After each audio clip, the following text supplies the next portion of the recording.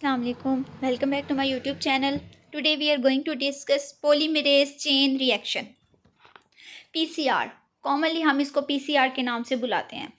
PCR basically एक ऐसी तकनीक है जो कि बहुत कॉमन है बायोलॉजिकल लैब्स में, मॉलिक्यूलर बायोलॉजी में स्पेसिफिकली.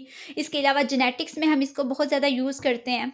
ये एक ऐसी तकनीक है जिसकी हेल्प से हम DNA की मल्टीपल कॉपीज़ बना लेते हैं और बिल्कुल शॉर्ट टाइम में. ठीक है. इसको सबसे पहले डेवलप किया था कैरी मुलस ने 1983 में. लेकिन जैसे ही इसकी डेवलपमेंट हुई उसके बाद इसमें काफ़ी ज़्यादा चेंजेस आई हैं और आजकल ये मॉलिक्यूलर बायोलॉजी की लैब का एक इम्पॉर्टेंट कंपोनेंट है. अब इसमें होता क्या है, डीएनए की कॉपीज़ कैसे बनती हैं. रिपीटेड साइकिल्स होते हैं, 20 से 40 साइकिल्स हो सकते हैं. उसमें डिफरेंट स्टेप्स होते हैं. डीनेचुरेशन है, एनीलिंग है, एक्सटेंशन है. अब आपको पता है ना, जो डीएनए होता है वो डबल स्ट्रैंडेड कंपोनेंट है. ठीक है. अब उन दो स्ट्रैंड्स को सेपरेट करना होता है. उसके लिए क्या किया जाता है, डीनेचुरेशन की जाती है. डीनेचुरेशन में क्या होता है कि डबल स्ट्रैंडेड डीएनए को हीट करते हैं. उसके लिए टेम्परेचर हमें चाहिए होता है 94 से 98 डिग्री सेल्सियस, ताकि क्या हो कि जो डबल स्ट्रैंडेड डीएनए है वो हीट अप होकर दो सिंगल स्ट्रैंड्स बन जाएं.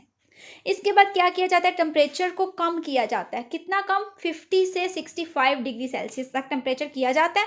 अब इसका फ़ायदा क्या होता है कि प्राइमर हमने सोल्यूशन में डाला होता है, जिसमें सोल्यूशन में हमारा डीएनए होता है ना, जिसकी हमने मल्टीपल कॉपीज़ बनानी होती हैं, उसमें प्राइमर भी होता है. अब प्राइमर क्या है, प्राइमर एक शॉर्ट सीक्वेंस है न्यूक्लियोटाइड्स की, और ये सीक्वेंस जो है ये कम्प्लीमेंट्री होती है हमारी टारगेट सीक्वेंस के. ठीक है. जो हमें डीएनए चाहिए उसके कम्प्लीमेंट्री ये होती है. ठीक है. अब ये जो प्राइमर है इसकी एनीलिंग होती है. लो टेम्परेचर चाहिए होता है एनीलिंग के लिए. इसकी एनीलिंग होती है, जो दो हमारे पास सिंगल स्ट्रैंड्स बने हैं ना, वो टेम्पलेट के तौर पे एक्ट करते हैं और प्राइमर उनके साथ एनील कर जाता है. अब जैसे ही एनीलिंग हो गई फिर टेम्परेचर एकदम से राइज होता है और फिर 72 डिग्री तक जाता है.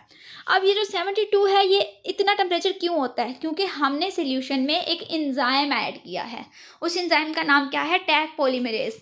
टैक पॉलीमरेज की क्वालिटी क्या है कि वो हाई टेम्परेचर पे काम करता है और उसने क्या करना है, उसने न्यूक्लियोटाइड्स ऐड करते जाना है. कहाँ पे, जहाँ पे प्राइमर अटैच है उसके नेक्स्ट उसने एक्सटेंड करना है. इस जो स्टेप है इसका नाम ही एक्सटेंशन इसीलिए है क्योंकि न्यूक्लियोटाइड्स ऐड होते जाएंगे और हमारे पास मल्टीपल कॉपीज़ बन जाएंगी. 20 से 40 जो साइकिल्स होती हैं उनमें बहुत ज़्यादा कॉपीज़ डीएनए की जो हैं वो बन जाती हैं.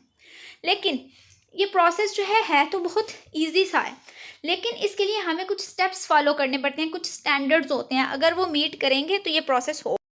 प्राइमर मैंने आपको पहले बताया कि वो कम्प्लीमेंट्री होना चाहिए टारगेट सीक्वेंस के, यानी जिसका डीएनए हमें चाहिए. इसके अलावा 18 to 25 न्यूक्लियोटाइड्स लॉन्ग होना चाहिए और वो प्राइमरी स्ट्रक्चर होना चाहिए. उसमें कोई जो है वो सेकेंडरी स्ट्रक्चर्स कुछ भी नहीं होना चाहिए.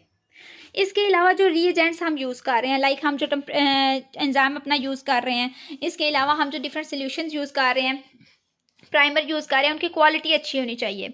जो हमारी मशीन है थर्मल साइक्लर, जिसमें हमने ये सारा प्रोसेस जो है वो कैरी आउट करना है पीसीआर का, वो हाईली कैलिब्रेटेड होनी चाहिए. उसमें कोई कैलिब्रेशन का प्रॉब्लम नहीं होना चाहिए. इसके अलावा जिस बंदे ने ये प्रोसेस कैरी आउट करना है उसने ग्लव्स वगैरह पहने हों ताकि कॉन्टेमिनेशन वगैरह ना हो.